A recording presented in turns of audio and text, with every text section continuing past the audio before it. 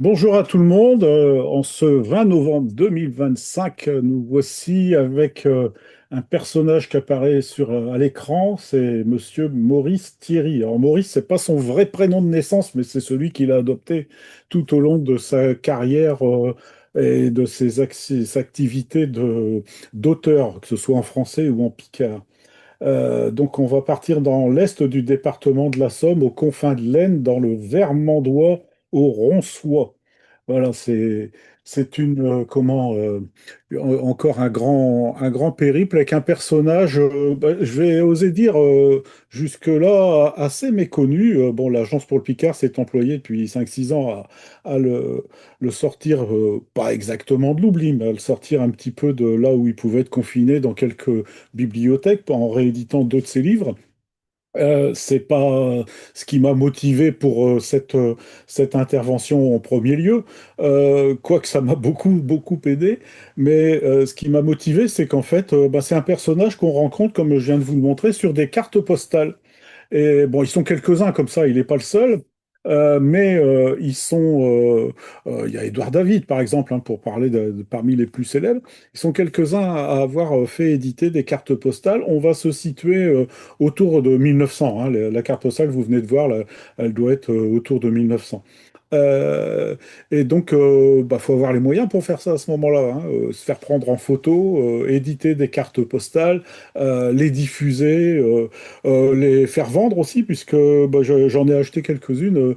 Et c'est des Allemands en ont acheté. Je ne pense pas que ce soit pendant la guerre quand même, mais ils en ont, parce que c'est des timbres français. Donc, puis il y en a une qui est datée de 1910, mais donc en ont envoyé en Allemagne, à Munich, une que je possède. Donc, c'était mis dans le commerce. Voilà. Tout ça pour vous dire qu'on n'est pas avec un personnage commun. Donc, Maurice Thierry, alors on connaît de lui une autre photo, enfin pas photo d'ailleurs, c'est un tableau. Je vais vous le mettre aussi à l'écran brièvement. Vous l'aurez dans la biographie que je vous distribuerai. Je vais vous distribuer énormément de documents après la séance. Voilà, Maurice Thierry. Donc ça, c'est un tableau, on en reparlera tout à l'heure. Donc là, on le voit jeune, hein. Là, on est dans les années de la fin du 19e siècle, à ce moment-là. Fort probablement. Euh, et donc, Maurice Thierry, alors il est du Ronsois. Je ne sais pas si vous situez bien le Ronsois, si Brigitte doit le faire, puisque c'est pas très loin de chez elle. Le Ronsois, donc, on est au centre, pas forcément géographique, mais d'un quadrilatère. À l'est, il y aurait Saint-Quentin, au sud-ouest, il y aurait Péronne, et puis au nord, il y aurait Cambrai, et puis au nord-est, il y aurait Bohain en Vermandois. On est dans le Vermandois. Les, les quatre villes que je vous ai citées, qui sont des villes importantes, hein, sous-préfecture, chef-lieu, sont des points de repère parfois dans l'écriture picarde de Maurice Thierry.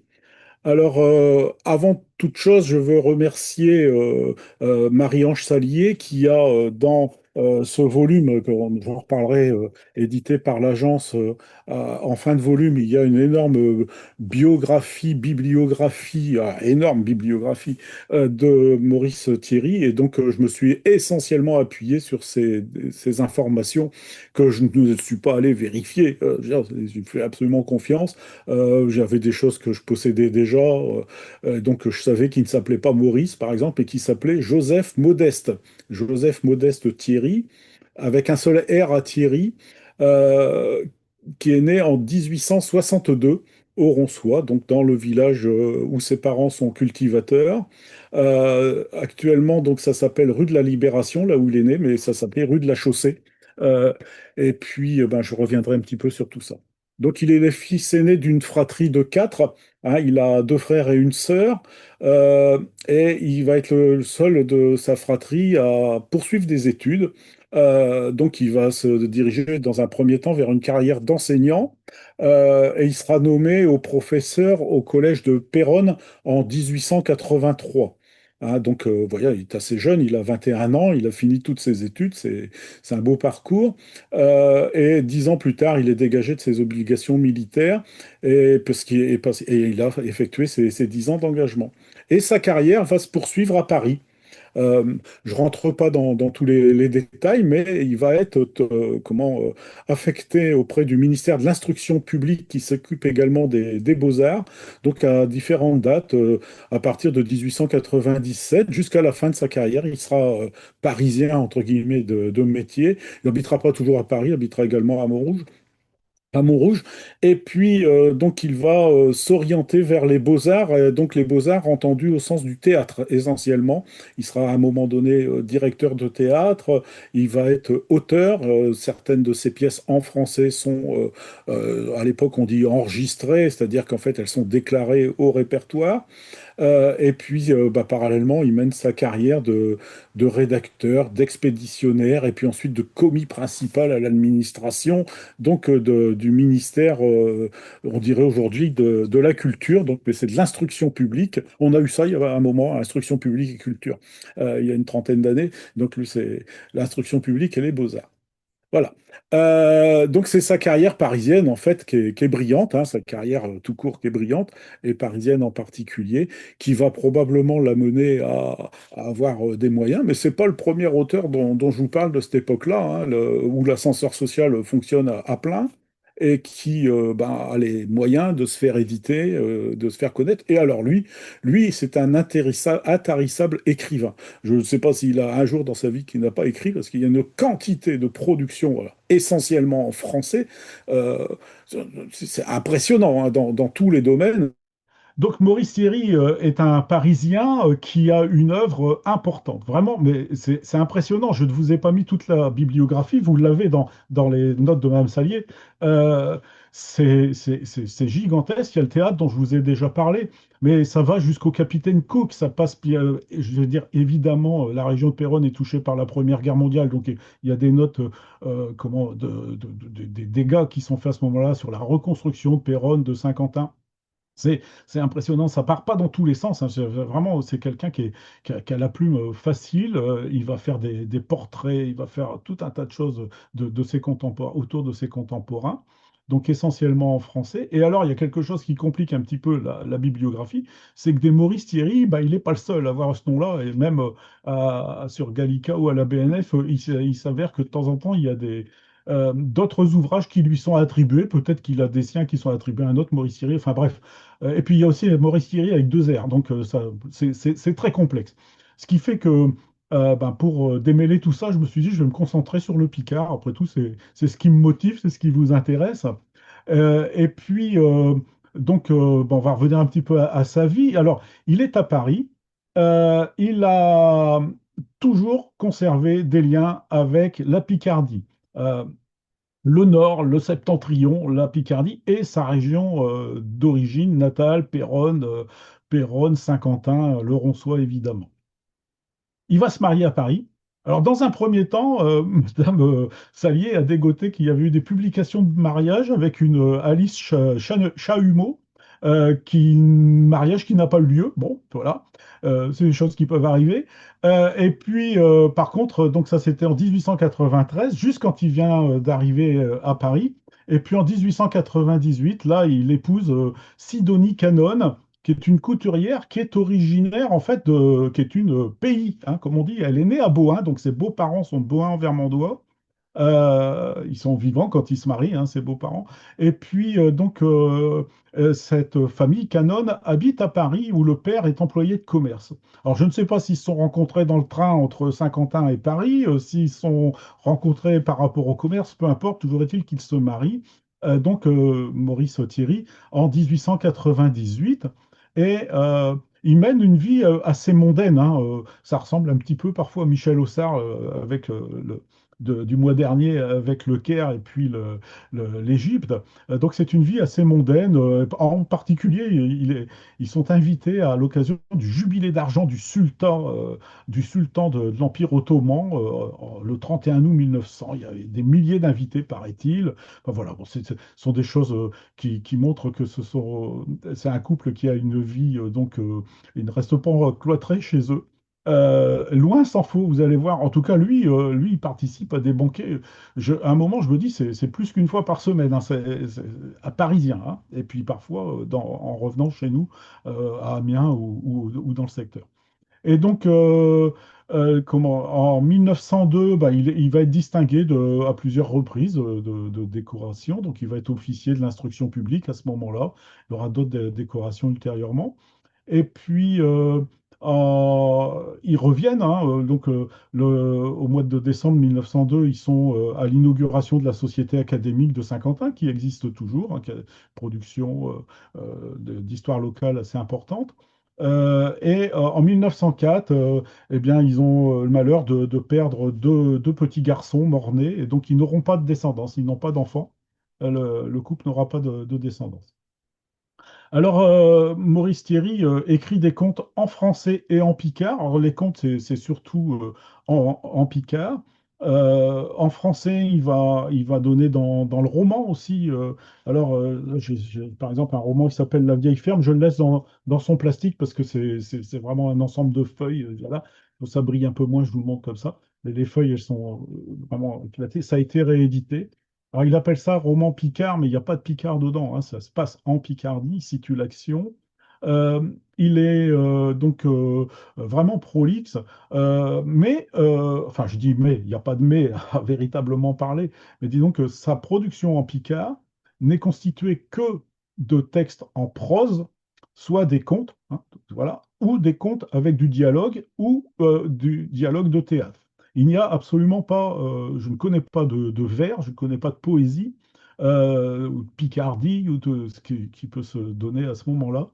Euh, Ce qui est assez décevant, hein. Je dis le mot, c'est un peu fort, décevant, mais on pourrait penser qu'il ait eu plus d'aspiration vers une forme de littérature, parce que je vous parlais de son approche du Picard, du patois. Lui, il patoise à ce moment-là, c'est le mot qui est consacré, mais donc il ne va pas au-delà de ça. En français non plus, hein, et en français non plus, il n'y a pas de poésie au sens le plus large du terme. Ces textes sont publiés, qu'ils soient en français ou en picard, dans la presse locale, le journal de Péronne, la Gazette de Péronne, à Montdidier. Il va connaître Félix Fabar à Montdidier, aussi à Paris, mais qui est originaire de Montdidier, dans le Progrès de la Somme, qui est le quotidien de l'époque, et puis bah, le Grand Écho de l'Aisne, le Glaneur de Saint-Quentin, les tablettes de Saint-Quentin, le Guetteur de Saint-Quentin. On trouve des choses sur Internet qui sont pour certaines accessibles quand cette presse de fin 19e, début 20e a été numérisée. Donc c'est quelqu'un qui non seulement publie ce qu'il écrit, mais publie également ce qu'il dit, puisqu'il est amené à faire assez fréquemment des conférences. Et donc il rédige ses conférences et puis elles sont publiées. C'est pareil pour son théâtre, hein, c'est publié.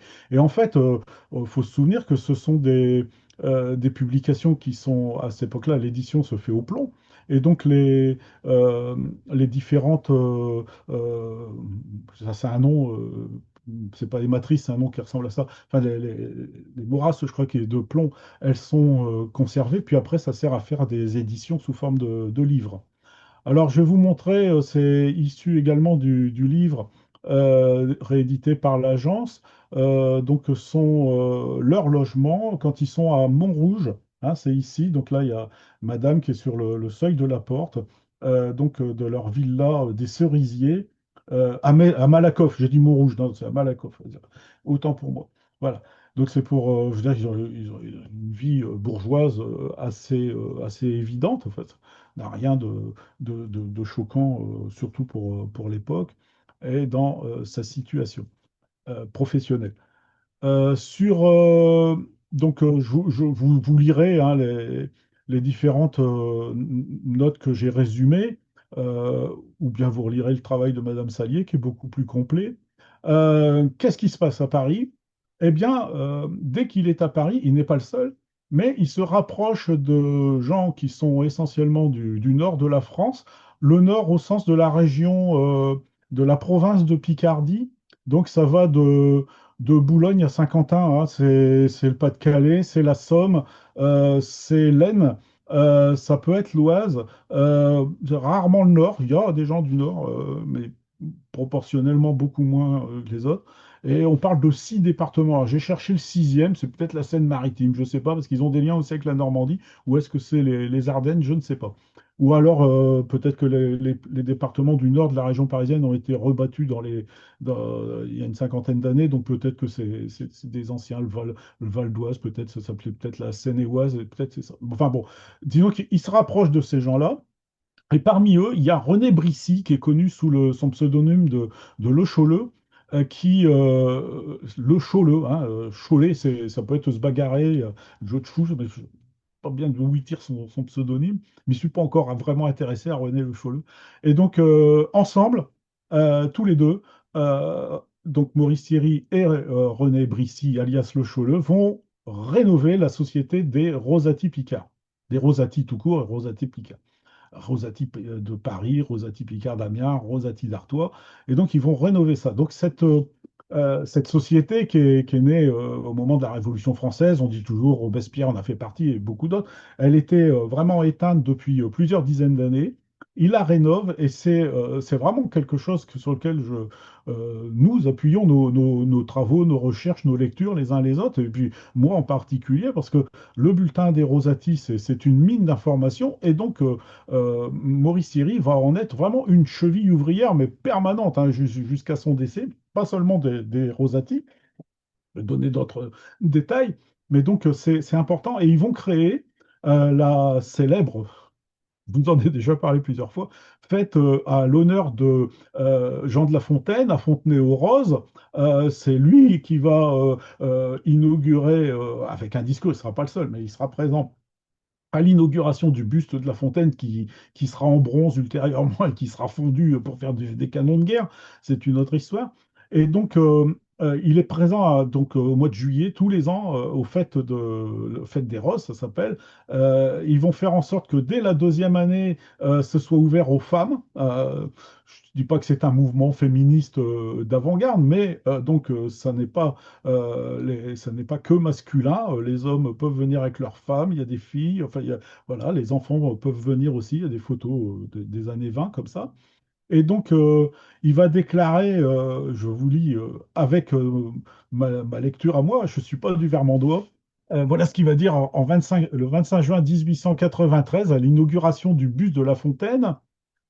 Jean de La Fontaine, chou qui fouet que nous les revendiquons comme nous taillons, chez que nous en sommes fiers, chez que tout un écrivain dans le plus belle langue qu'un puisse trouver, il nous a montré le parti qu'un pu tirer et nous patois pour mieux se passer, l'y donner plus de force, et trouve ton point à tout moment d'un sévère, un mot piqueur qui la glichy par-ci par-là. Voilà, donc ça a été rapporté dans la revue Les Enfants du Nord, avant que ce ne soit le bulletin des Rosati.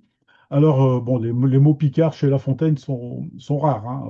Biochir le Nakutemi, Myrtin Chance, un fieu qui crie. C'est à peu près tout ce qu'on trouve. Mais bon, il y en a quand même. Il y en a quand même. C'est pas, voilà. Mais bon, faut aller justifier. Et puis, voilà. Donc, ça, c'est à Fontenay-aux-Roses.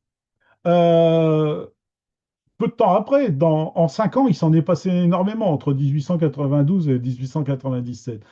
Il va se rapprocher d'Henri Carnoy, qui est on dit aujourd'hui samarien, un habitant du nord amiénois. Henri Carnoy, qui est un folkloriste, traditionniste, qui a fait des études, des recherches sur l'ensemble du folklore de l'Ouest européen et de l'Europe au sens des empires. Donc il y a aussi l'Algérie, enfin le Maghreb d'une manière générale. Donc, il y a beaucoup de recherches sur le conte traditionnel, la transmission du conte oral vers eux, donc cette génération-là, vers le conte écrit. Et donc, Maurice Fury se rapproche de Henri Carnoy. Il y a un buste d'Henri Carnoy à Warlois-Bayon, au nord d'Amiens, dans cette commune. Et donc, il va participer à la revue du nord de la France, dont la devise est notre village, je reprends, notre village, notre province, notre patrie par-dessus tout. Voilà, c'est un peu nationaliste, patriote, si on veut, mais voilà, c'est quelque chose que Henri Carnoy a gravé avec Alcius le Dieu, un autre personnage originaire de Demuin qui a fini sa carrière très longtemps comme bibliothécaire à Abbeville et qui a fait une production gigantesque également, mais ce n'est pas le propos d'aujourd'hui.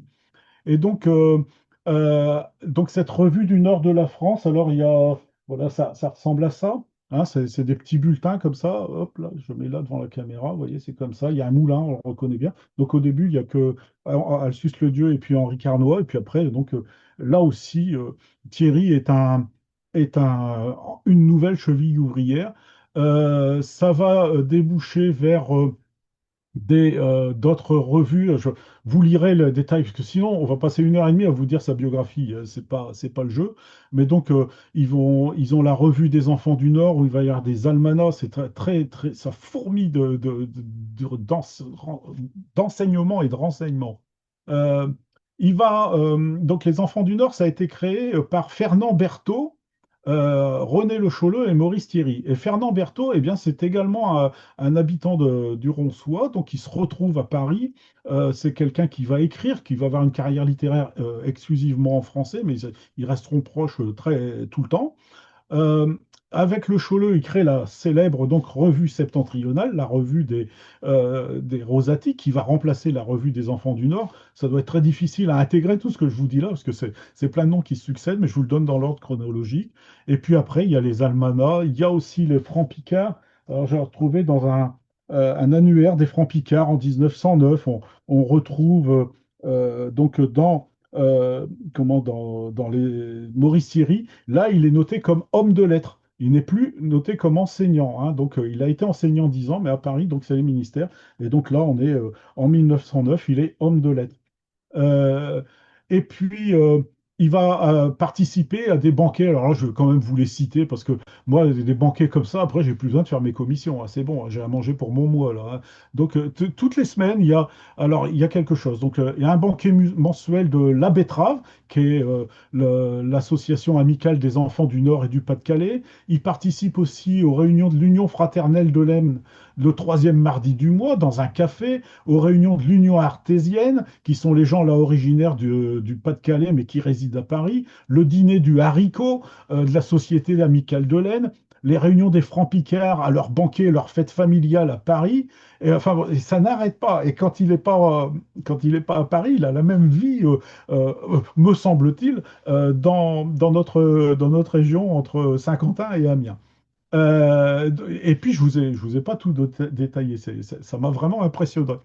Et c'est là qu'il rencontre Félix Fabar de Finière. Ça pourra être l'objet d'une autre intervention. Il va participer à Paris à un journal qui s'appelle La Renaissance, qui vient d'être créé à partir de 1896, dans lequel il publie des contes ruraux. Euh, alors, c'est difficile de démêler quand on ne les a pas devant les yeux, à savoir si c'est en français ou en picard, parce qu'il y a des contes qu'il appelle contes picards, contes du Vermandois, tout ça c'est en picard, mais il y a des contes qui sont ruraux, sont-ils en picard, j'en suis pas certain.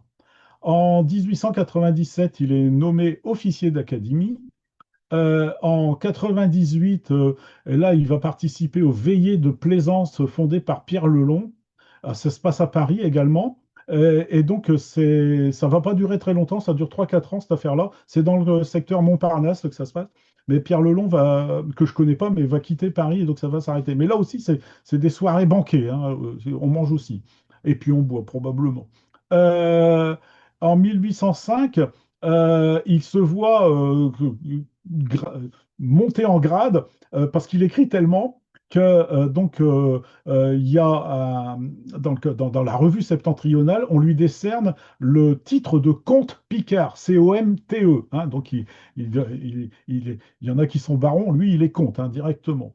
Et puis il est mis à l'honneur en 1908 par la société La Betterave, qui sont des gens forcément qui travaillent la betterave à sucre. Donc, des gens originaires du Nord, de la Somme et du Pas-de-Calais, de l'Oise également. Et donc, quand il est nommé chevalier de la Légion d'honneur, encore une distinction.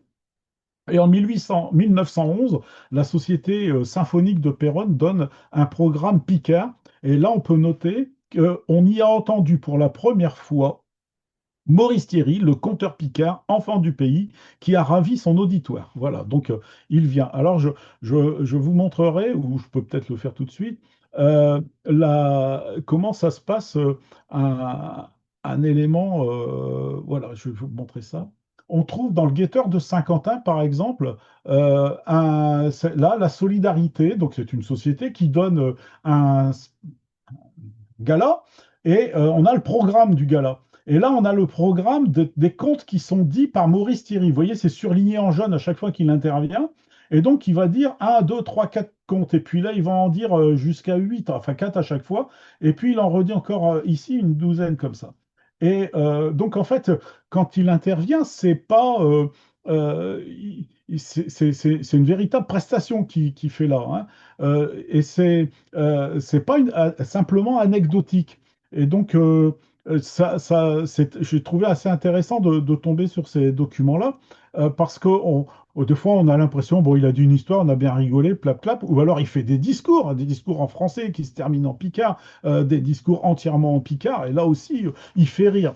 Et comme vous l'avez vu sur la carte postale tout à l'heure, il semble qu'il soit à chaque fois habillé à la manière du, entre guillemets, paysan picard. C'est quelque chose qui le poursuit, c'est pas le mot exact qu'il faut dire, mais c'est quelque chose qu'il intègre. C'est-à-dire que quand il parle picard, il est picard. Voilà, avec un chapeau, avec tout ça. Donc c'est même, comment c'est même développé, il apparaît à la manière des vieux paysans, avec sa rouillère, donc la blouse bleue, le mouchoir rouge autour du cou, le pantalon de velours d'Amiens, les sabots, le chapeau mou et la trique qui est inoffensive, mais qui est donc ce bâton qui sert surtout à faire rapasser la volaille dans la basse-cour. Voilà, donc, et c'est comme ça qu'il s'exprime en picard. Donc les cartes postales, euh, je vais vous montrer les deux qui sont là. Euh, les cartes postales, donc il est pris en photo à Péronne euh, par la maison Souillard. Alors c'est d'abord le père.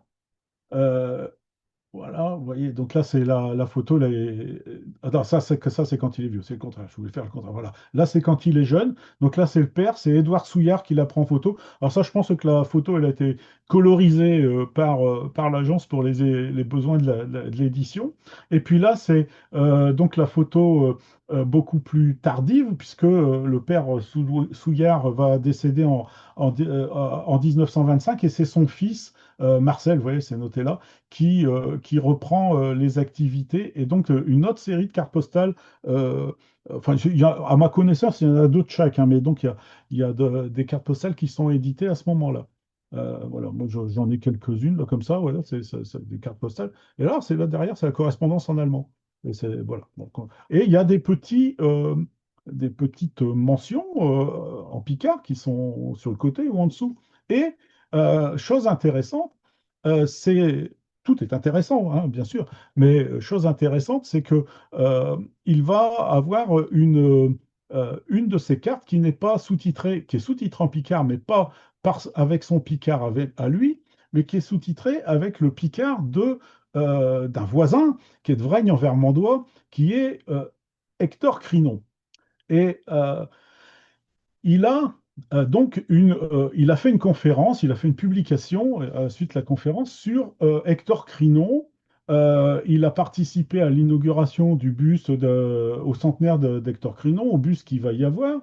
Et puis donc là, vous aurez ce document-là. Et puis vous avez cette carte postale sur laquelle il y a un texte d'Hector Crinon. Vous connaissez peut-être mal Hector Crinon, c'est possible. Il est de Vraignes en Vermandois, donc c'est tout près, hein, Vraignes et puis le Ronçois. Mais en fait, Crinon, lui, n'a écrit que des vers en picard.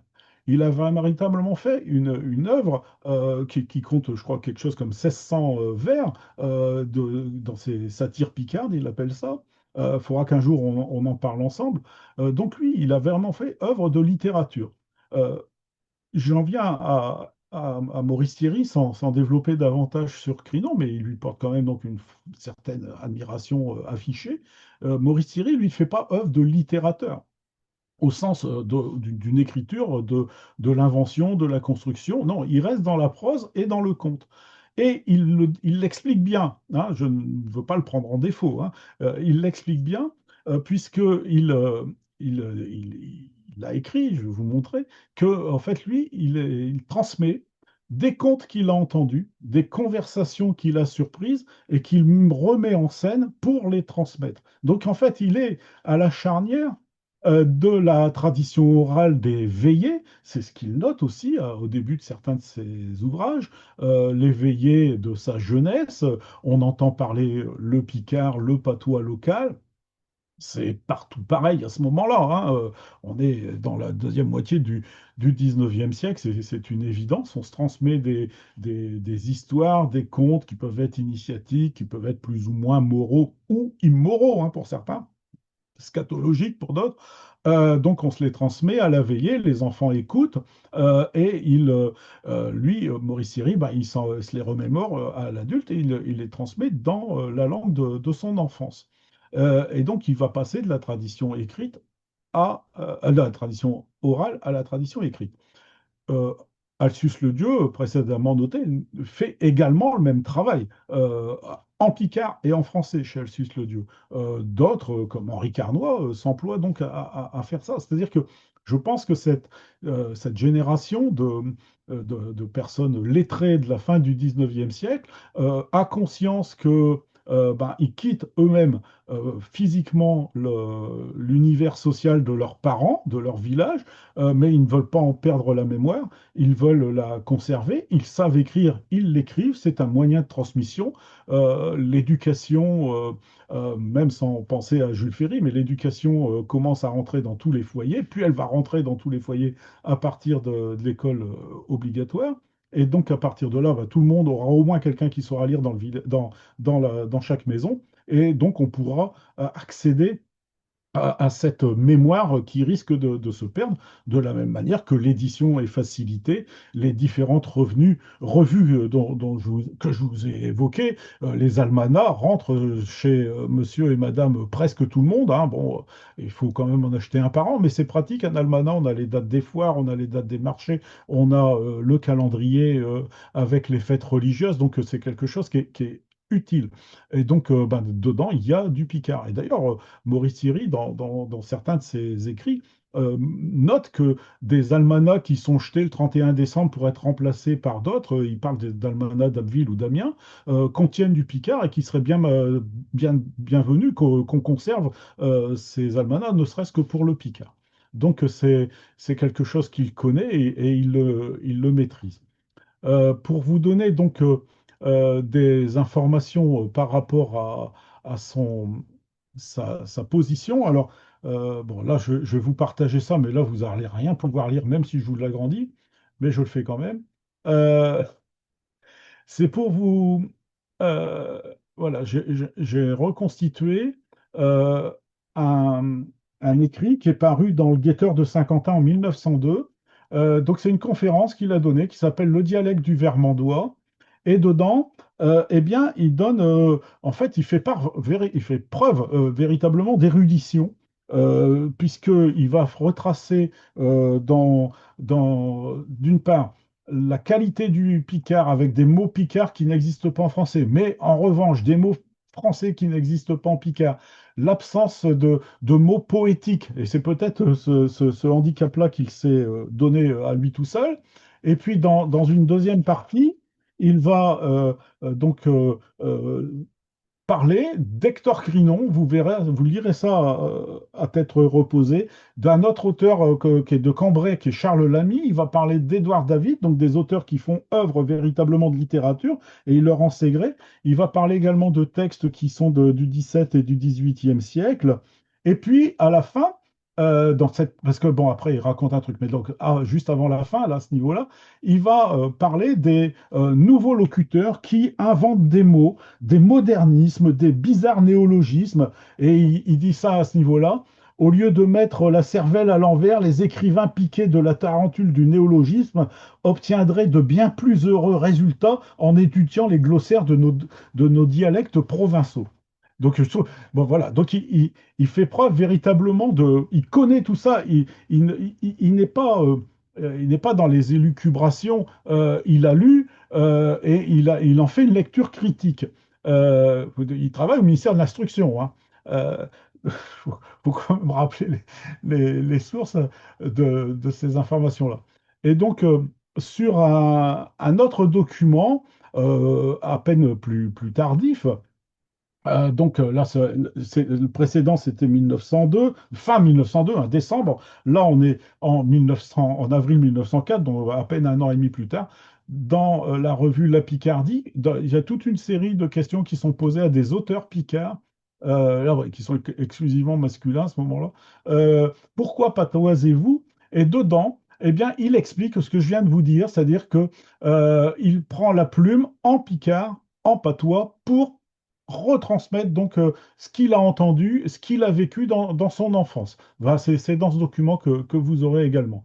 Donc, il a une démarche, mais ce n'est pas une démarche de littérateur, ça serait plutôt une démarche de conservatisme d'une mémoire qu'il affectionne particulièrement. Euh, donc tout ça, ça va se transmettre à travers des centaines, hein. Attention, ce sont des centaines de textes qu'il a écrits. Moi, je n'ai pas tout lu, hein. Moi, je vais pas vous faire croire que... Non, non. D'ailleurs, je ne connais pas tout, parce que à chaque fois qu'on ouvre un journal à vocation, une revue à vocation du nord de la France, voire de Paris de cette époque-là, il est extrêmement fréquent de trouver la signature de Maurice Thierry. Putain, j'ai mis bien André quand même. Hein. Euh, il va être extrêmement affecté par la Première Guerre mondiale. Il est parisien à ce moment-là. Il a bon, il est âgé, hein, il a une cinquantaine d'années, mais tous les villages sont rasés, hein. Là, je veux dire, là, le secteur de Péronne, il n'y a plus rien. À Péronne, il n'y a plus rien. Saint-Quentin, c'est pas mieux. Les villages, c'est pareil. Et il n'a pas de nouvelles de ses parents, enfin de ses parents, de sa famille. Donc il écrit, il souhaite en avoir. Et puis des informations. Et puis donc il va écrire beaucoup d'ouvrages historiques en français, de témoignages. Et puis il va retransmettre là aussi des témoignages. Euh, Juste avant-guerre, il aura été nommé chevalier du mérite agricole. Et puis en 1923, donc là, il est en retraite après une petite quarantaine d'années de service, et donc il revient avec sa femme au Ronsois, et c'est là qu'il terminera ses jours, et il mourra très brutalement 3 ans plus tard au Ronsois, alors qu'il était en train, dit-on, de préparer une nouvelle conférence, dans l'actuelle rue 27, oui, c'est rue Winston Churchill. Ça s'appelait l'Arbre Haut à cette époque-là, c'était un peu plus poétique, mais Winston Churchill à sa place dans le Santerre et le Vermandois. Donc, non, je vous dis une bêtise, il n'est pas mort 3 ans plus tard, il n'est pas mort en 26, ils sont recensés là, mais il décède en 35. Oui, je vous dis pourquoi, 35. Ouais, il a quand même un peu profité de sa retraite, une douzaine d'années. Et puis, peu de temps après, un an plus tard, Madame Thierry, sa veuve, elle offre ses manuscrits à la bibliothèque des Rosati Picard, bibliothèque qui va brûler en mai 40 à Amiens avec l'incendie d'Amiens et puis au logis du roi. Mais après-guerre, après la Deuxième Guerre, en 1945, elle va donner le tableau qu'on a vu tout à l'heure, où on voit Maurice Thierry jeune, qui a été peint par Charles-Henri Michel, mais je vous en reparle.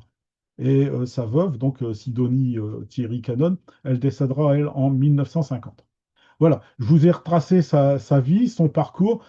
J'ai vraiment pas suffisamment insisté sur son implication dans toutes les sociétés dont je vous ai parlé. Mais tout est au-delà de tout, quoi. Je veux dire, il est tout le temps présent comme secrétaire, comme vice-président, et les gens que je vous ai cités sont tous à ses côtés à un moment ou à un autre. Et c'est vraiment quelqu'un qui devait être extrêmement sollicité. C'est une époque où tout fonctionne par courrier, hein. Il n'y a pas de téléphone, tout ça. Il devait être tout le temps en train d'écrire. Et donc, lui, il écrit longuement. Alors, avant de voir sa bibliographie, euh, donc je vais vous mettre partager ici un autre document qui est en fait une série d'articles de presse au moment de son décès. Voilà, hein, donc on voit il y a beaucoup, hein, j'ai pas tout mis, hein, il y a beaucoup sur ces obsèques, tout ça. Et puis la réunion des Rosati qui va en 36 recevoir les archives manuscrites de Maurice Thierry. Euh, donc ça, vous l'aurez également. Il y a des hommages qui ont été donnés. Alors, il y a un bulletin municipal, je ne sais pas s'il existe encore, mais enfin, il y a eu un bulletin municipal au Ronsois qui s'appelle le Ronsoyen. Donc, vous avez dedans un texte, donc une petite biographie, petite bibliographie, et puis là, vous avez Trou par les nuits, qui est un texte assez connu de Maurice Thierry. Euh, Trou par les nuits, c'est aussi un dicton picard, hein. Trop par les nuits, trop manger incommode, hein. Donc, il reprend ce thème-là, mais ça n'est pas du tout en rapport avec le, le dicton, son compte. Euh, Ensuite, l'Agence pour le Picard lui rend hommage. Donc, c'est le moment de vous montrer donc les circuits des écrivains qui a été mis en place par l'agence. Les circuits des écrivains développés par l'agence sont quasi exclusivement aujourd'hui sur l'est de la Somme et le département de l'Aisne. Donc on est dans ce secteur-ci pour Maurice Thierry. Là, on a le Ronçois qui est là au carrefour des trois départements. Bohain, c'est à ce niveau-là, vous voyez, c'est à la même hauteur. Donc Cambrai, un petit peu sur la gauche. Gustave Devraine, j'ai déjà fait une masterclass à ce niveau-là. Hector Crinon, dont je viens de vous parler. Raymond Beaucourt, qui sont tous les deux de Vraignan-Vermandois. Pierre-Louis Gosseux, donc au niveau de Rouvroy. Non, c'est Jean-Louis Gosseux, il ne faut pas se tromper, parce qu'avec les Pinguet, Pierre-Louis, il est là, oui, c'est ça, à Vermand. Pierre-Louis Gosseux, de son vrai nom Pinguet. Georges Gris, là, c'est le dernier qui vient d'être mis en place au niveau de Vaux-en-Vermandois. Et puis à Brouchy, Victorin Poiteux, j'ai fait une masterclass aussi. Donc là, ceux qui sont plus sur l'ouest, que ce soit Servat ou Altus-le-Dieu, eux sont au niveau Picard, c'est de la Miennois. Et dans la commune du Ronçois, donc ça, c'est il y a un an et demi, a été inauguré un circuit, vous aurez les liens Internet pour y aller, avec les différents endroits où est né et puis où a vécu Maurice Thierry et puis le cimetière où il est enterré. Donc, c'est des endroits où on peut, comme ça, forcément évoquer le travail littéraire qui a pu être fait par les productions qui ont pu être faites par l'auteur. Donc là, en l'occurrence, aujourd'hui, Maurice Thierry. Et puis, je vais vous montrer quelque chose.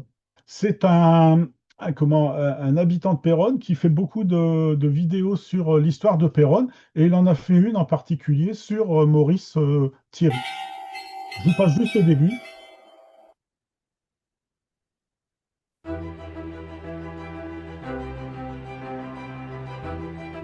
Le conteur picard Maurice Thierry, 1862-1935.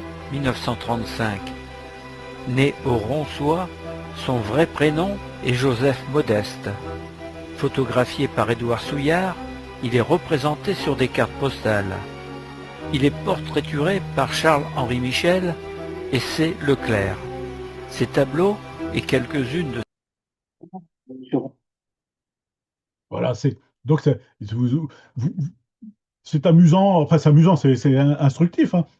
Mais donc, j'étais tombé là-dessus il y a quelques années, et il y a énormément, si vous vous intéressez à l'histoire de la Première Guerre mondiale, à la région de Péronne, alors là, il y a des centaines hein, de petites vidéos qui durent quelques minutes et qui sont fort documentées, surtout avec des cartes postales. Bon, ça, c'était pour le côté, entre guillemets, anecdotique. Voilà, c'est-à-dire, il y a des gens qui n'ont pas oublié Maurice Thierry, et c'est tant mieux. Alors, un petit aperçu vite fait de sa bibliographie en Picard. Euh, c'est euh, donc là, je vous ai mis donc là au début, c'est les livres. Je vais vous les présenter après un par un. Donc il y a ceux qu'on connaît bien, Contes de Main Village qui est ici, les Contes Picard qui est là, les Contes du Vermandois qui est ici, et puis les Contes de Checoin de Fût qui viennent d'être réédités par l'agence, et puis celui-ci également. Voilà. Donc on a ces ouvrages-là qui sont, vous voyez, les années 1899. Alors personnellement, j'ai une édition qui est datée de 1900, puis une photocopie d'une couverture de 1901. Alors bon, si ça a été réédité ou s'il y a eu plusieurs couvertures. Donc là, 1902. Parfois, on voit que c'est 1908. Les annonces dans la presse que j'ai trouvées, elles sont 1911. Peut-être des rééditions qu'il y a eu à ce moment-là. C'est pas du tout des notions de quantité de tirage. Les contes Picard qui sont à ce niveau-là, c'est 1902, c'est un bouquin, c'est plus épais. Puis Contes de Choix-de-Fût qui sont vraiment, c'est il y a très peu de texte et qui est de 1925. Donc voilà, là donc on compte, on dénombre 250 textes, mais je vous promets qu'il y en a probablement davantage. Alors, quelque chose qui est intéressant aussi chez lui sont les silhouettes picardes. Les silhouettes ne sont pas du tout des dessins, ce sont des portraits de ses contemporains. Ça va d'Alcius le Dieu à Jules Verne, en passant par quelques-uns de ses connaissances et amis.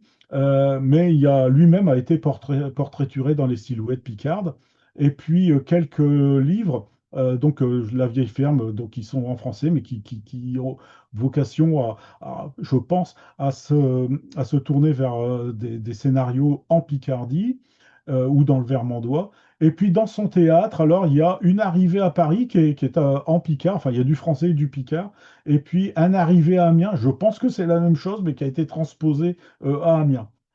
Ça n'est pas d'une grande originalité, ça en particulier. Le nombre de textes qui existent sous forme dialoguée d'un paysan qui débarque à Paris, qui viennent du Poitou, qui viennent de Picardie ou qui viennent d'Auvergne et qui sont perdus dans un univers où on ne parle pas leur dialecte d'origine, ce nombre de textes est assez impressionnant.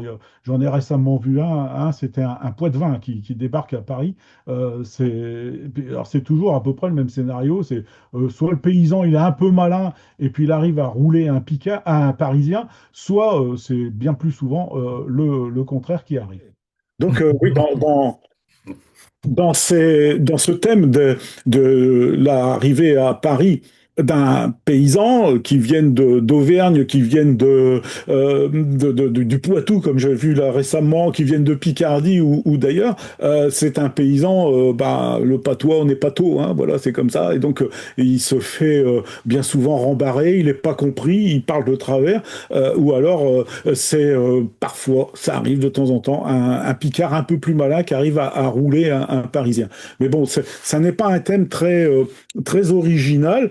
Ceci dit, c'est traité avec beaucoup d'humour, hein. Par contre, ça, alors un humour qui est daté, hein. On est quand même un humour d'avant, autour de 1900, mais donc c'est quelque chose qui est constant dans la littérature régionale française, notamment à partir du moment où il y a la Tour Eiffel, hein. Et puis donc après les expositions universelles, voilà, c'est ce qui attire le paysan à Paris. Alors, pour aborder sa littérature, je trouve un angle différent cette fois-ci, c'est de le passer à partir de ses illustrateurs. Parce que ces illustrateurs sont des gens illustres, l'air de rien. Euh, on a donc pour ces contes de Main Village, Francis Stadgrin, qui est de Péronne, enfin le père est à Péronne, lui il va faire une carrière de peintre à Berck essentiellement, pas uniquement, mais bon, il est quand même connu dans l'école berquoise. C'est magnifique, hein, les peintures de Francis Stadgrin sont vraiment d'un impressionnisme absolument magnifique. Quelqu'un qui a beaucoup d'influence aussi à Berck, sur des enseignes en Picard. C'est des gens qui manipulent, qui connaissent la langue, hein. Ils sont du pays, hein. Et donc, il va simplement, si je puis dire, illustrer la couverture, alors le recto et le verso, des contes de Main Village, avec, alors je préfère l'original tout simplement parce que là en bas, là, il y a deux lapins là. Il y a deux lapins, il y en a un qui rentre au gîte et puis un qui sort. Il y a énormément de vie. Et à l'arrière du bouquin, il y a une jeune femme qui est représentée. Alors, je suis en train de chercher mon ouvrage, mais il se balade quelque part. Et tout se balade aujourd'hui. C'était un peu la cata. Euh, Bon, il ne s'est pas envolé en tout cas. Bon, je vous le montrerai tout à l'heure. Et donc, pour en revenir à Francis Stadgrin, donc il a donc illustré d'autres auteurs picards, dont Henri Dossi, qui était originaire d'Albert, dans le nord de la Somme, là, à côté de Méholt. Hein. Maintenant, Méholt est plus connu qu'Albert. Et puis, donc, avec des propos de cash, c'est quelque chose que on avait pu insérer dans le numéro 100 de Flancheron. Si vous n'avez pas la réédition de l'agence, c'est de l'antipub, là, mais bon, sur Gallica, on trouve les contes de Main Village de Maurice Thierry. Alors, je vais vous diffuser donc un de ces contes. Bah, pour le coup, c'est pas moi qui vais travailler. Je vais faire travailler Jean-Pierre Darras, qui, avec sa femme, ont lu un des contes issus de cet ouvrage lors de la présentation de l'autre ouvrage. C'est-à-dire que, comme ils n'ont pas voulu dévoiler le contenu des contes de Checoin de Fou, qui très peu de texte, ils en ont pris un des contes de ma ville. Alors, je vais vous lancer ça. Nous l'avons fait tous les trois. Attends, j'ai peut-être j'ai pas partagé. Nous l'avons fait tous les trois. Barbaru, marié depuis un an, venait d'être père une nuit là de chauffu. Au matin, il s'en va trouver deux de ses voisins, à Godorésine, qui faisaient un ou trois une poire d'amis. Ils étaient un peu drôlés comme lui. Il y a de mal s'ils veulent y servir de témoin pour aller déclarer sa fût à la mairie. Naturellement, ces choses-là, je ne s'y refuse pas. Ils acceptent. Bépus, qui dit Barbaru, nous irons sur comme midi. À l'heure voulue pour trouver l'instituteur, qui est toi en même temps secrétaire de la mairie, lève la partie tous les trois. Arrivé là, je père explique ce foire. L'instituteur, il prend un grain, alors je lis et il se met à écrire. Puis, à un moment, il lui dit le nom du père. Ils se ravissent tous les trois et ils font signe de la croix. Un moment après, l'instituteur, qui écrivoit toujours, il lui répète le nom du père. Ils se ravissent et quoi une fois et ils leur font le signe de la croix. À la fin, l'instituteur s'arrête d'écrire et en les revisant à sa tour, il lui dit Eh bien, voyons le nom du père. Barbaru, Godor et Zine, en même temps, il y dit Eh bien, nous l'avons fait tous les trois.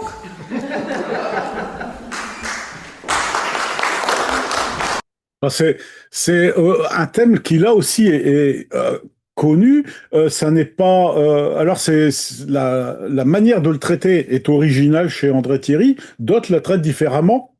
Et laisse croire que les trois, donc le père et les deux témoins, ont fabriqué l'enfant, tous les trois. Hein, il y a d'autres nuances. Là, c'est simplement sur le signe de croix. Donc, enfin simplement, c'est pas le même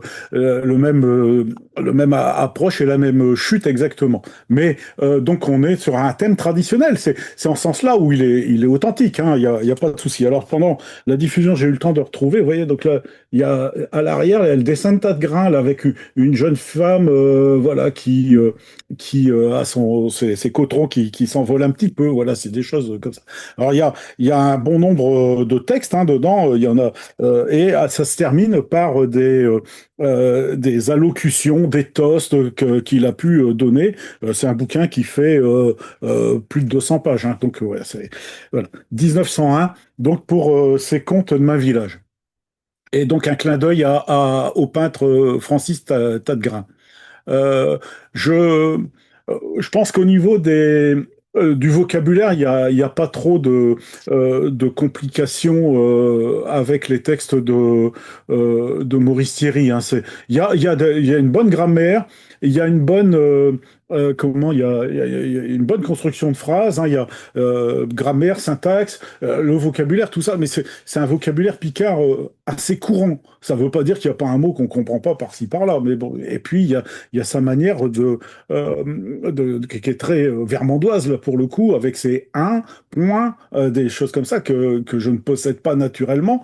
Je suis pas persuadé qu'on les entende encore quotidiennement dans ce secteur-là, d'autant que ça a été tellement ravagé que par les guerres que les populations ont pu être déplacées. Et puis il y a des sons profonds, des ouf, Napoléon, enfin des choses comme ça.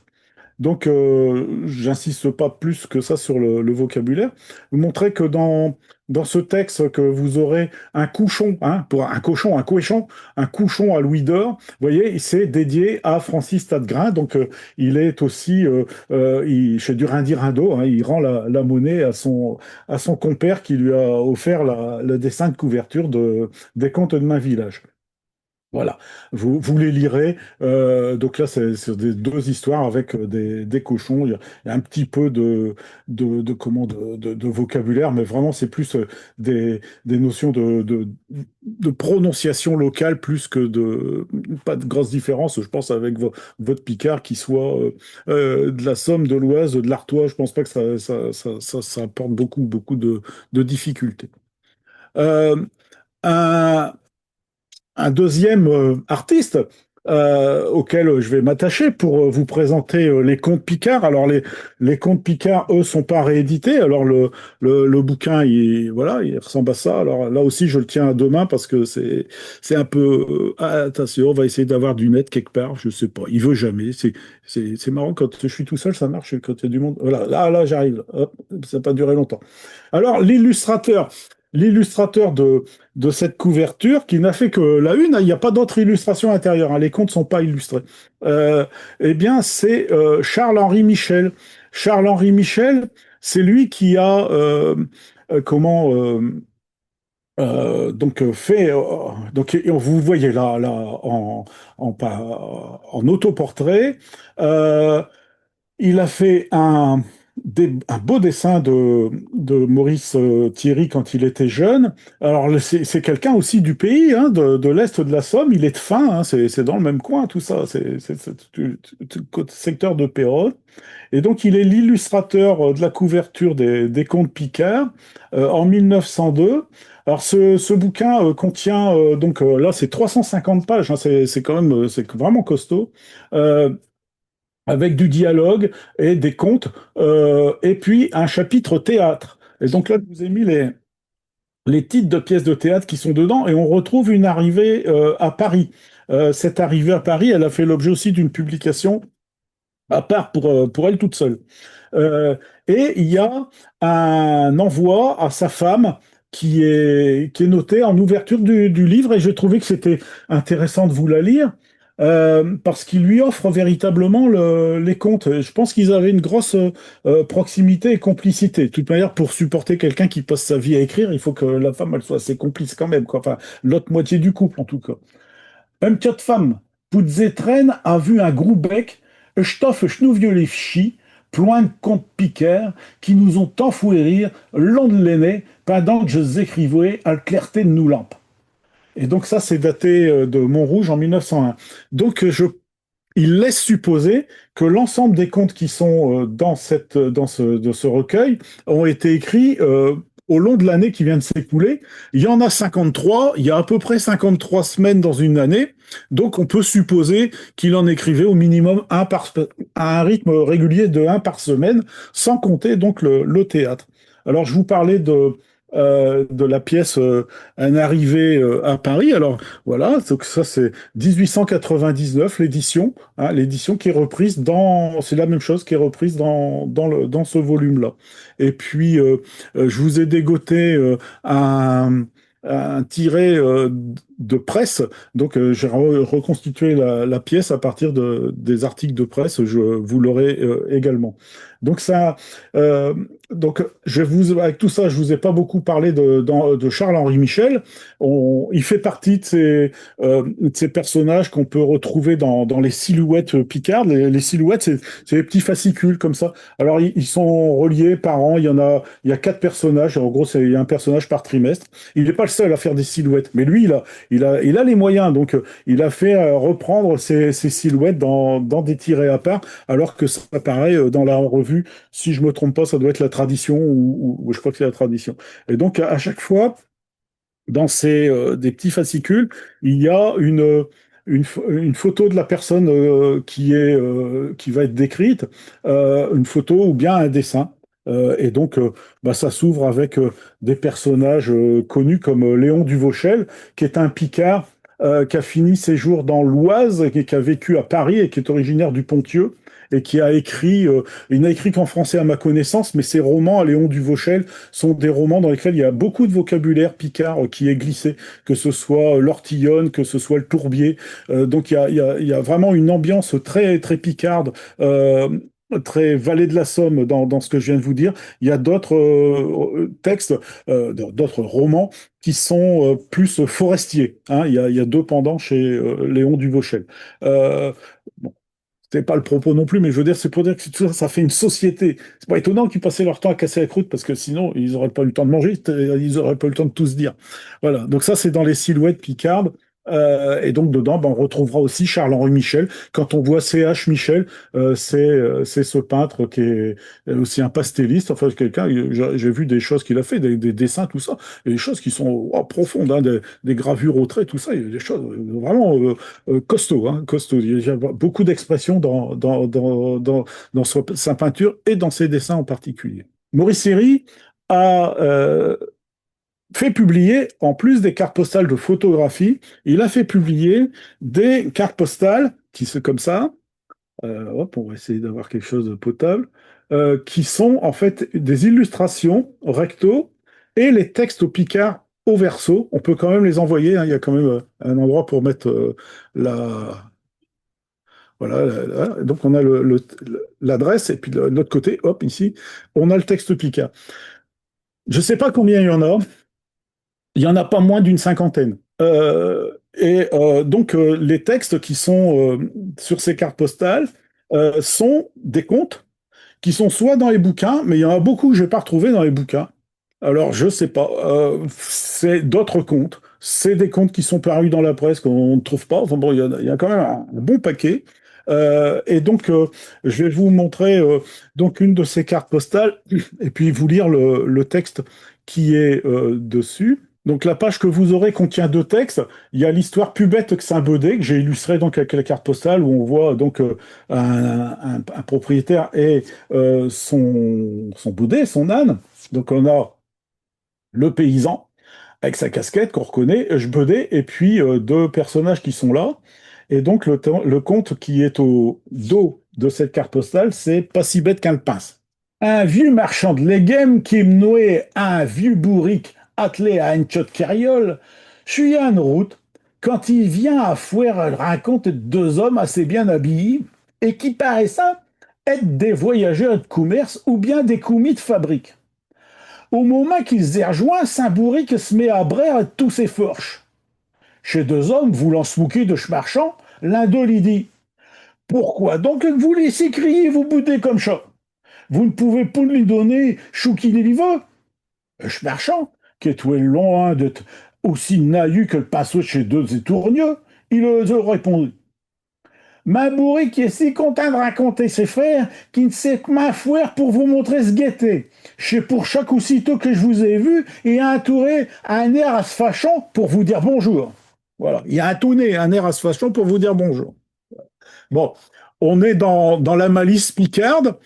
Vous aurez peut-être remarqué que les deux voyageurs ont l'air de représentants de commerce, comme son beau-père, ce qui peut expliquer aussi qu'il parle patois. Hein, puisque son beau-père est de Beauhain. Donc, il n'y a pas de raison. Je veux dire, peut-être que c'est un clin d'œil voilà, à sa belle famille. Ils sont proches hein, de sa belle famille, parce qu'au moment du deuil de sa belle-mère, tout ça, il y a des articles de presse. Enfin, c'est pour vous dire, donc, l'esprit de ces contes qui, quand ils sont dits en public, font mouche. Hein. Je veux dire, c'est évident. Hein. Je veux dire, voilà, ça fait mouche. On se moque des Parisiens, on se moque des représentants de commerce, et puis le paysan qui est pris pour moins que rien, qui est pris pour moins que son âne, même, pas moins que Saint-Baudet, forcément, s'y sentir bien, c'est pas plus mal. Dans Plus bête que Saint-Baudet, là, c'est quasiment l'autre texte, c'est quasiment l'autre face de la même médaille. Voilà. Et donc, ça me permet, en vous montrant cette carte postale, de vous parler de l'illustrateur des cartes postales qui sont signés de David Riquier. David Riquier, c'est son nom. Son prénom, c'est Alfred, comme dans le film. Non, Alfred David Riquier. Je vous ai déjà parlé par deux fois de David Riquier cette année. La dernière fois, c'était avec Michel Aussard. Il y a un dessin, un tiré à part qui est signé David Riquier. Voilà, qui est là. C'est une belle gravure. Voilà, une scène champêtre. Je vous remontre un petit peu plus longtemps, si possible. Voilà. Donc, est dans ses Dix Rides de rien, le premier tome. Il n'y en a pas dans le deuxième. Et puis, je vous en avais parlé également parce que les livres de... faut pas que son nom il m'échappe au moment de vous le dire. Ils sont là. De Théophile Denis, qui sont conservés à la bibliothèque d'Amiens, sont dédicacés par Théophile Denis, qui est originaire de Flers-en-Escrébieux, là, dans le Nord, côté de Douai, sont dédicacés à David Riquier et non pas à Édouard David, comme on pourrait l'interpréter quand on est à la bibliothèque d'Amiens. Tout le monde, dès que c'est David, c'est Édouard David. Non, c'est David Riquier. David Riquier, c'est un personnage qui a fait donc tous ses dessins. Ouais, non, toutes les cartes sont illustrées par David Riquier, hein. Voilà. Alors c'est des belles gravures, hein, c'est vraiment des beaux dessins. Bah, ça c'est celui que je viens de vous lire. Voilà. Et donc je veux dire, et les cartes sont numérotées. Ça s'appelle d'un côté les contes Picard illustrés et de l'autre côté ça s'appelle les contes du Vermandois. Euh, voilà, c'est donc je veux dire, pour s'y retrouver dans les titres des textes, les mêmes textes sont parfois résumés sur les cartes parce qu'il n'y a pas assez de place par rapport à l'édition qu'il peut y avoir dans un bouquin, mais que je n'ai pas pu les observer toutes. Et puis, c'est pas non plus l'objet de te faire une analyse absolument exhaustive de l'œuvre. Mais donc, on a plusieurs versions des textes, comme bien souvent, hein. Chacun, quand on écrit, la deuxième fois qu'on recopie, il y a toujours de la variation. Alors, on va regarder un peu qui c'était ce David Riquet, parce que il a, euh, il a un parcours qui est quand même pas innocent en Picardie. Donc, il est né à Amiens en 1850. Ben, il mourra en 34, un an avant euh, Maurice Thierry. Donc, ils sont véritablement contemporains. Et il est membre actif du comité des Rosati Picard, donc le comité amiénois en particulier. Il en sera même président. Euh, Parfois, ça je vous l'avais déjà signalé au mois de janvier, donc à la naissance de sa fille ici, David Dequet, c'est le nom de sa femme. Donc je veux dire, bon, c'est quelqu'un qui est, voilà, qui a du respect pour sa conjointe.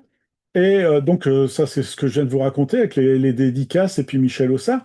Et puis, donc, il est l'illustrateur de ces contes du Vermandois qui sont, moi, j'en ai une qui est datée de 1910 par le cachet de la Poste, donc c'est de cette époque d'avant la guerre 14. Et je vous ai mis là au milieu de la page une photo. Je remercie Akli Assal de m'avoir passé cette photo d'un tableau qui est conservé à Ailly-sur-Noix dans la salle de la mairie, qui représente la pose de la première pierre. Elle est là, la première pierre, en présence de l'évêque d'Amiens à Ailly-sur-Noix, première pierre de l'église d'Amiens, d'Ailly-sur-Noix, l'évêque est d'Amiens. On est à Ailly-sur-Noix, donc chez Louis Servat. Et puis on a donc sur le même tableau, ce qui est assez rare, peut-être en tout cas surprenant, on a l'évêque, donc le pouvoir religieux, bien sûr, ce qui est normal puisqu'il vient poser la pierre d'une église, et puis le drapeau de la République derrière. Et donc c'est quand même pas habituel. Ce tableau a été fait 3 ans, 3 à 4 ans après la pose de la pierre, donc ça n'a pas été fait sur le sujet. Mais donc sont présents énormément de personnes qui peuvent être pour certains reconnues, identifiées, et dedans, eh bien, on retrouve là sur la gauche du tableau ben, l'autoportrait de David Riquier, d'Alfred David Riquier, qui est là en train de saluer. Donc il n'était pas présent à la pose de la pierre. Il y a plein de gens qui n'étaient pas là. Il y en a un qu'on reconnaît parce que il est là à ce niveau-là, il tend l'oreille parce qu'on sait qu'il est sourd, par exemple. Des petits détails anecdotiques dans le dessin. Et donc, ce tableau a été offert à l'évêque Renou, qui est parti dans Touraine à la suite. Et puis, donc, il est parti avec le tableau. Et le tableau n'est revenu dans la Somme que dans la fin des années 1980. Il a été trouvé au Puce, il a été acheté par le département de la Somme et il a été confié donc à la mairie d'Ailly-sur-Noix et il est dans la salle du conseil. Alors, vous pourrez avoir des informations, d'une part sur le tableau tel que je viens de vous dire, avec le lien. Vous verrez Akli Assal qui est interviewé par le bonhomme Picard qui vous en parle. Et puis il y a cette publication d'Eclitra de Jacques Foucard qui donc parle de ce tableau. Pour vous dire que donc les artistes qui sont autour de Maurice Thierry et de toute cette période d'activité culturelle et de culturelle régionale, et Picard en particulier, sont pas des artistes c'est pas des seconds couteaux, ce sont des gens qui sont des artistes professionnels, sont des gens qui font partie de toute cette société, mais qui apportent un plus. Si vous regardez, si vous avez des éditions originales des œuvres d'Édouard David, Marie Chrétienne, chez les Ortillonnages, vous retrouverez ces signatures-là. Vous en retrouvez d'autres plus amiénoises, mais vous retrouverez tas de grains, vous retrouverez ces gens-là. Donc, voilà dans quel univers se fait. Et je pense qu'il doit y avoir une certaine forme d'émulation qui est entretenue entre tous ces personnages. Bon, comme le temps avance, puis que je voudrais quand même vous dire un petit peu plus de Picard, j'ai pas su quoi choisir, hein, dans son œuvre. J'ai pas su quoi choisir. J'ai pris des choses, je me suis dit, tiens, ouais, ouais, ça colle un peu. Allez, on va lire un, un texte qui s'appelle Histoire d'élection. Histoire d'élection. Chassez passé à ces dernières élections. Vous savez, choses qui viennent d'avoir lieu. Chose qui ne se voit pas souvent, et pourtant arrivée. Tous ces électeurs d'une petite commune de la Somme, ils ont refusé d'aller voter pour un conseiller général. Autrement dit, ils sont quasiment mis, comme un dirait, en grève. Et un chat, ils avaient dû raison. Ils avaient promis qu'ils étaient en route à la plage d'un chemin de terre qu'ils iraient en route à la plage d'un chemin de terre qu'ils avaient, et comme un empouffé droit le demande, et que chez toi une affaire importante pour la commune, elles se mettent devant le vote, ils se sont toutes concertés, intérêts, et ils ont décidé que personne n'irait voter pour nommer un conseiller général. Comme il disait dans le raisonnement, à quoi que chasser, elle nous met un homme qui ne s'occupe pas pour nous, qui s'occupe pas pour nous affaires, une fois un plage. Elle mieux que c'est donc de ne pas nous déranger. Et chez Chou qu'ils ont fait. Ben, le plus drôle de l'histoire, c'est la chute. Schmer, il n'était pas prévenu, Chou qui s'est tout trifouillé qu'il jouerait devant. Si bien que le jour de je vote, le dimanche, il arrive sur les 8 heures du matin à la mairie pour écmacher les opérations de votage. Il attend un quart d'heure, un et demi-heure, personne ne se présente. Énerve-nous pas, jamais n'a vu ça. Il en parle à l'instituteur qui attendait avec lui des voteurs qui n'arrivent pas. Et que je m'en plus fouer qui dit. Et que nous gens hier butés comme ça. D'habitude, pourtant, il y en a toujours du matin, une fuite qui viennent en allant, ils fouèrent le berbe. Ah, qu'il ajoute, je plus fort. Faut absolument que je vire, quoi que ça veut dire. À 10 ans chat, il dévale l'escalier de la mairie. En arrivant d'Achéry, il voit passer un Sassier, qui est toi-même conseiller municipal et qui me nouait à une barucherie de fiens. Une barucherie de fiens, c'est-à-dire un baigneux de fiens, hein, donc c'est du fumier dans un tombereau. Il crie: Ah, chat, chez Quignon, quoi qu'il se passe, tu viens donc pour voter? Non, non, qu'il faut l'autre à continuer en sac main, et je t'ai ma famille. Qui pas plus long, il crée un travailleur de mécanique et tout en l'arrêtant, il lui dit: Vous ne venez pas voter aujourd'hui? Non, qui répond l'ouvrier mécanique: J'ai des pompetières à aller arracher. Vous pouvez voter si ça vous fait plaisir. Il commence à se douter qu'il n'y a quelque chose dans l'air. Pour n'avoir le carnet, il lance dans le premier cabaret venu et tu le plache. Il demande à Tchouver à Cabarchi et pendant que Ch'tichi il y sert, Schmer, il tâche de le sonder adroitement et il lui dit en manière de rien: Et joue qu'on va révoter aujourd'hui. Oh, vous voyez, monsieur le maire. Eh, mon chat tombe tout au plus mal. Une femme allait justement partir vivre à notre ses tantes à Kikiudichi et chaque fois que je serai tout à permis le long du jour pour servir.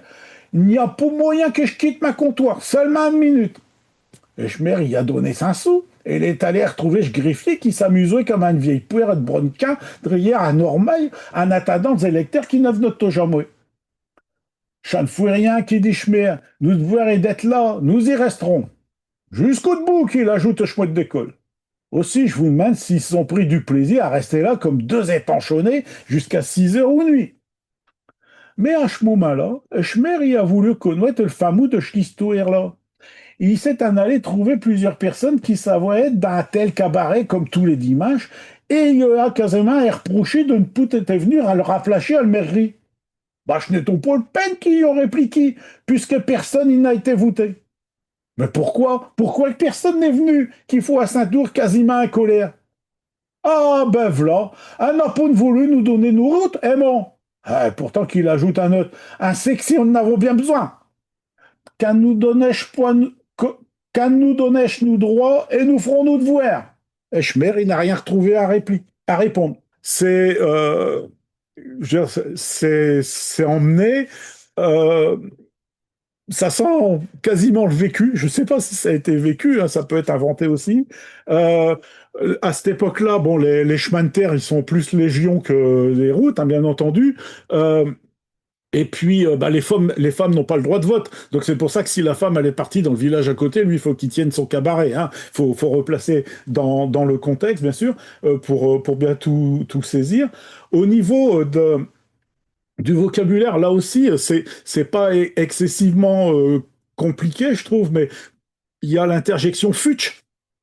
Et soit que je possède, moi, je veux dire, à Villois, c'est futch aussi, hein, c'est pas fucht, c'est futch, pareil.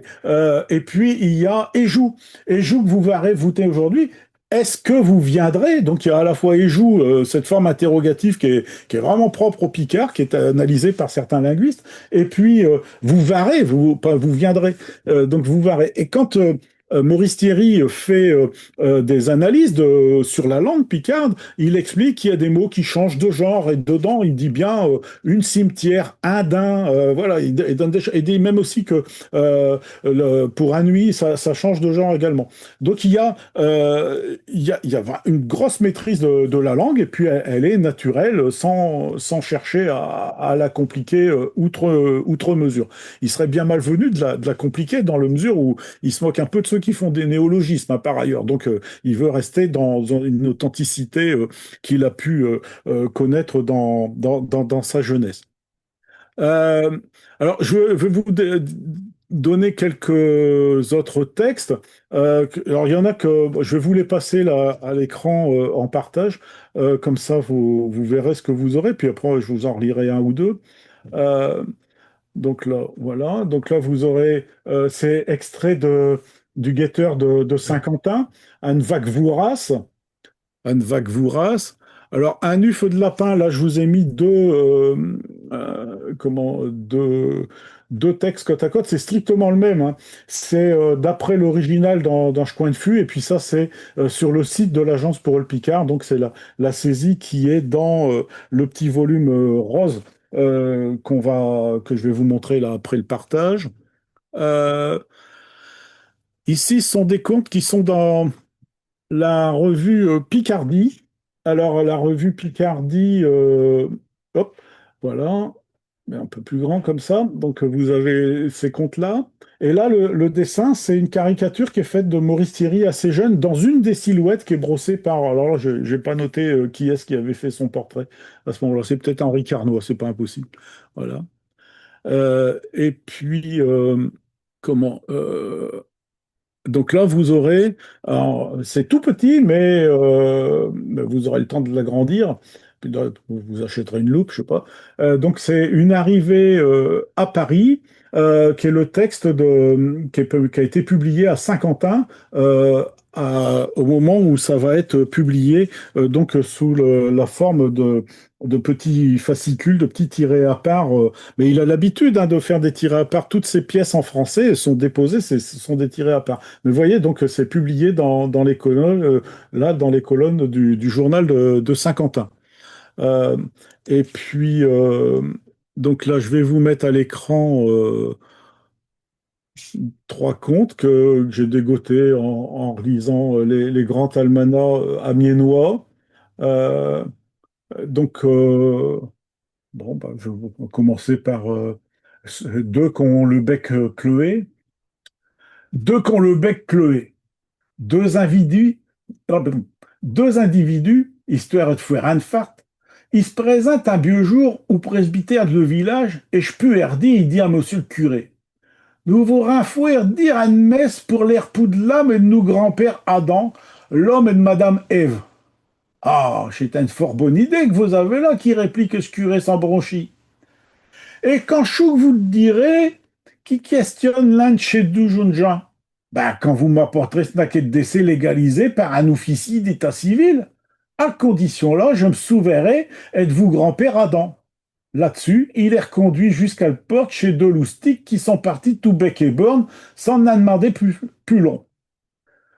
Ce texte-là, au-delà de la farce, le curé qui ramaline les deux zigotos, là, euh, il y a, je me souviendrai, hein, il y a de la conjugaison picarde, je me souviendrai, hein, et quand chou que vous direz, hein, et c'est pas quand joue là, c'est quand chou, je pense pas qu'il y ait de faute de frappe à ce niveau-là. Quand est-ce là aussi, hein, c'est le quand joue de tout à l'heure. Et puis Beck et Born, bah, ils sont partis comment, bien démunis, sans pouvoir répliquer, sans demander plus long, c'est sans demander plus avant, plus loin, plus profondément. Celui d'en dessous, des us du jour. Un homme qui voyage jouer, il vint un jour à midi pour lui dîner dans un auberge de village, comme un avoit souvent, et qui est toué à mi-temps ferme. Il se dit à lui-même, là-dedans, comme il y a des poules, je suis sûr d'avoir des œufs fraîches. Comme elle fait malinement chou qui veut manger, il répond, deux œufs du jour à la mouillette. Ah, il faut cuire des œufs et à l'y sert, mais il n'est pas peu étonné, à cassant schleckaille, de ce premier est trouvé un œuf couvèche. Et que machin, madame, je sais que vous m'avez la servi, et je vous ai pourtant demandé 10 œufs du jour. Ah, je vais vous dire, mon monsieur, comme je les ai recueillis un matin, je sais qu'ils auront été pondus par nuit, et je t'ai pas de me faute s'ils ne sont pas du jour. Voilà, donc là, c'est la malice entre le jour et la nuit, hein. Mais là aussi, recueilli et pas recueilli, hein. Donc, le verbe cueillir en picard, c'est cueillir, hein, c'est le premier groupe, hein. Et donc, je vais vous dire, aimons, n'est-ce pas, hein, les us du jour. Il y a vraiment il y a de la matière dans les textes de Maurice Thierry. Au-delà de l'histoire, alors il y a l'histoire, il y a la farce, il y a le côté comique, mais il y a aussi donc ce côté très euh, picard dans son authenticité, dans son jus, hein. Alors là, je vous disais, je vais vous montrer les contes de ce coin de fût. Alors là aussi, alors l'original, c'est une catastrophe. Il est resté dans un plastique dans un coin, je sais même plus. C'est tout petit. Non, il est sorti du plastique, mais voilà, voilà. Donc là, il y a plus une page qui tient avec la deuxième, mais bon, je crois bien que c'est à partir de ce style-là d'exemplaire que l'agence elle a pu retravailler, hein. Voilà, bon, enfin bon, c'est sauvé. Ouais, trouver ça dans un coin une fois. Euh, voilà, bah écoutez, je vous passerai tous ces éléments que je vous ai montrés là, avec beaucoup de ouais, là, il y a encore une histoire de poule, vous l'aurez aussi. Il y a beaucoup, tout ça tourne souvent avec des animaux, hein, quand c'est pas un personnage rural, c'est quand même le monde de la campagne qui est là et qui des fois va à Paris, c'est pas le plus fréquent. Euh, dans tous les revues que je vous ai citées, euh, on trouve ces discours avec des très longues proses, pas ennuyeuses, hein, mais des très longues proses, mais à propos d'un événement. Les Rosati, il y a aussi avec Jules Verne. J'étais même assez surpris de voir, en fait, Jules Verne a été reçu à Amiens alors qu'il était conseiller municipal par cette société-là. Il est venu alors que dans un coin, il déclare Jules Verne l'horrible patois picard, enfin voilà, il aime pas le picard, mais il fréquente. Alors tout le monde ne parle pas constamment picard, mais apparemment il apprécie quand il y en a quand même. Enfin, en tout cas, il fait pas la tête, quoi. Voilà. Bon, mais disons que cette société, qu'elle soit essentiellement parisienne, mais des Parisiens d'originaire du nord de la France, qui se retrouvent, qui échangent, Maurice Thierry fait des communications, fait des conférences, amuse le public dans les différentes réunions, tous les banquets auxquels il a pu assister. Et puis il nous laisse quatre bouquins, mais probablement beaucoup plus si on regroupait l'ensemble de ses écrits en picard, plus toute cette bibliographie que Marie-Ange Salier, elle a mis là, ça prend une place phénoménale à la fin. Je vous en ai fait un tout petit résumé parce que euh, après, ça devient des affaires de spécialistes, puis on part sur d'autres domaines. Je vais vous transmettre tout ça en suscitant votre curiosité, en espérant que vous irez piocher dans les liens qu'il y aura dans les livres qui sont réédités, qui sont bilingues, hein, les livres de l'agence. Les éditions originales ne le sont pas. Il n'y a pas de lexique. Il fait pas œuvre non plus de dialectologue ou de choses comme ça. Il se lance pas là-dedans. Il écrit, il produit de la prose, de la prose dialoguée ou du théâtre en picard pour ce qui nous a intéressé aujourd'hui.